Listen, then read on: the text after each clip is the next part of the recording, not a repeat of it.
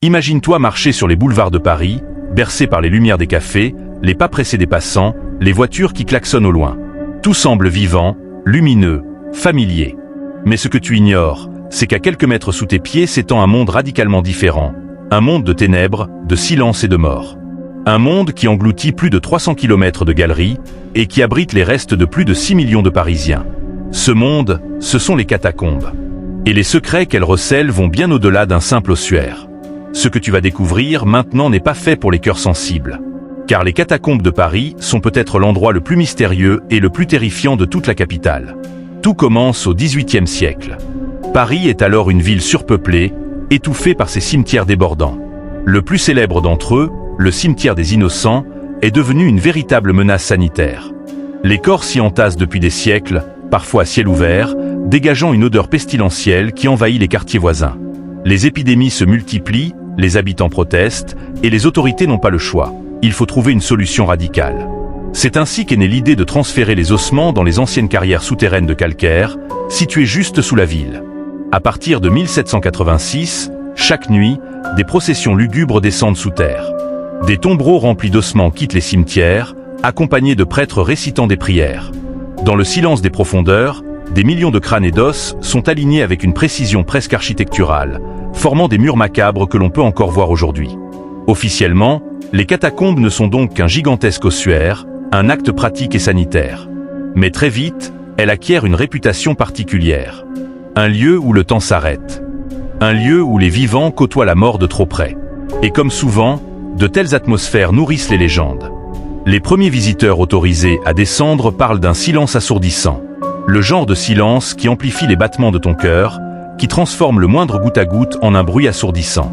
Certains racontent avoir entendu des chuchotements, comme si les os eux-mêmes murmuraient encore. D'autres affirment avoir vu des ombres se déplacer, alors qu'ils étaient seuls. Est-ce l'imagination, ou quelque chose de plus sombre qui habite ces lieux? À mesure que les années passent, les catacombes deviennent un aimant pour les curieux et les marginaux. Dès le XIXe siècle, elles inspirent écrivains, poètes, explorateurs. Mais aussi des individus beaucoup plus étranges. Des rumeurs commencent à circuler. Certaines galeries serviraient de repères à des sociétés secrètes, des occultistes, voire des adorateurs de la mort. Des bougies retrouvées, des symboles tracés à la craie sur les murs, des autels improvisés. Tout semble indiquer que les catacombes ne sont pas seulement un lieu de repos, mais aussi un terrain de pratiques interdites. Et ce n'est pas qu'une simple rumeur. En 2004, la police parisienne découvre par hasard quelque chose d'inimaginable. Une salle de cinéma clandestine installée au cœur des catacombes. Écran géant, fauteuils, bar, projecteur dernier cri. Le tout alimenté par un système électrique sophistiqué. Comment un tel endroit a-t-il pu être construit dans le secret le plus total? Et surtout, par qui? Lorsque la police revient quelques jours plus tard, tout a disparu. Les fauteuils, le matériel, jusqu'aux câbles électriques. Comme si cet endroit n'avait jamais existé. Mais si un cinéma a pu exister ici, pourquoi pas des choses bien plus sombres? Des témoins parlent de messes noires organisées dans des salles reculées. Certains évoquent des loges maçonniques souterraines, d'autres des groupes occultes pratiquant des rituels à la lueur des bougies. Des vidéos circulent sur Internet, montrant des cercles de chandelles, des symboles kabbalistiques gravés sur la pierre, des chants étranges résonnant dans les galeries. Bien sûr, il est difficile de distinguer le vrai du faux. Mais l'idée qu'aujourd'hui encore, dans les entrailles de Paris, se tiennent des cérémonies interdites glace le sang. Il y a aussi les légendes liées aux disparitions. Car les catacombes sont un labyrinthe infini. Même avec une lampe et une carte, il est facile de se perdre. Plusieurs explorateurs clandestins, qu'on appelle les cataphiles, n'en sont jamais revenus. Le plus célèbre mystère reste celui d'une cassette vidéo retrouvée dans les années 1990. Sur cette bande, on voit un homme avancer seul, filmant son exploration. Sa respiration est d'abord calme, puis de plus en plus haletante. Il semble s'égarer, tourner en rond, paniquer. Puis la caméra tombe au sol, et tout s'interrompt. Personne ne sait qui était cet homme, ni ce qui lui est arrivé. Était-ce une simple mise en scène? Ou bien le témoignage brutal de ce que signifie réellement se perdre dans les profondeurs? Mais ce qui attire le plus l'attention, ce sont les zones interdites. Car les catacombes accessibles au public ne représentent qu'une infime partie du réseau.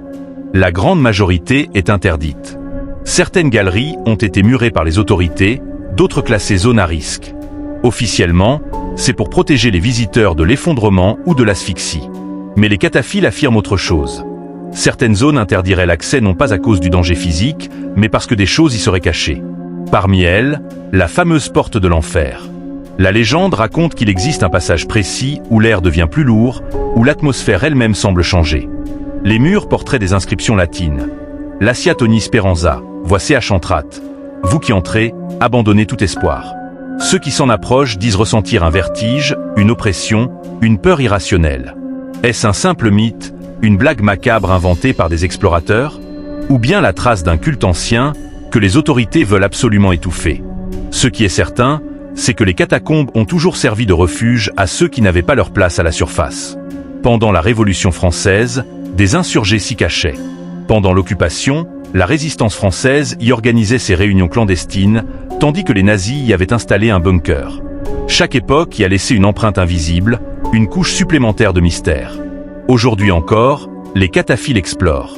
Ils cartographient, filment, organisent des fêtes clandestines.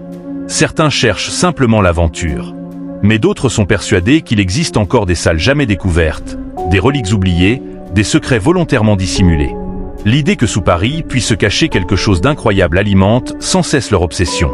Et puis il y a les témoignages plus troublants. Certains affirment avoir croisé des silhouettes vêtues de capes noires, disparaissant au détour d'un couloir. D'autres racontent avoir entendu des chants religieux ou païens résonner dans l'obscurité. Il existe même des récits d'explorateurs affirmant avoir vu des yeux brillants, comme ceux d'animaux, observés dans l'ombre avant de disparaître. Hallucination due au manque d'oxygène? Ou bien preuve que ces galeries abritent autre chose que des ossements? Une chose est sûre, les catacombes exercent une fascination morbide. Elles nous rappellent notre mortalité. Elles matérialisent ce que nous refusons de voir à la surface. La mort est partout, elle nous entoure. Mais elle pose aussi une question dérangeante. Pourquoi tant de galeries sont-elles interdites? Pourquoi certains tunnels ont-ils été scellés sans explication? Que veulent cacher les autorités? La prochaine fois que tu te promèneras dans les rues de Paris, souviens-toi de ce monde parallèle, juste sous tes pieds. Un monde de ténèbres et de silence, où reposent les morts, mais où les vivants continuent d'écrire des histoires interdites. Et demande-toi, si tu avais l'occasion d'y descendre seul, dans le noir absolu, avec seulement une lampe et ton courage, le ferais-tu? Serais-tu prête à affronter ce que les catacombes cachent vraiment? Parce qu'une chose est certaine, une fois que tu franchis la limite, une fois que tu entres dans ce labyrinthe de pierre et de mort, rien ne garantit que tu en ressortiras un jour. Abonne-toi, aime, partage, et donne-moi ton avis dans les commentaires.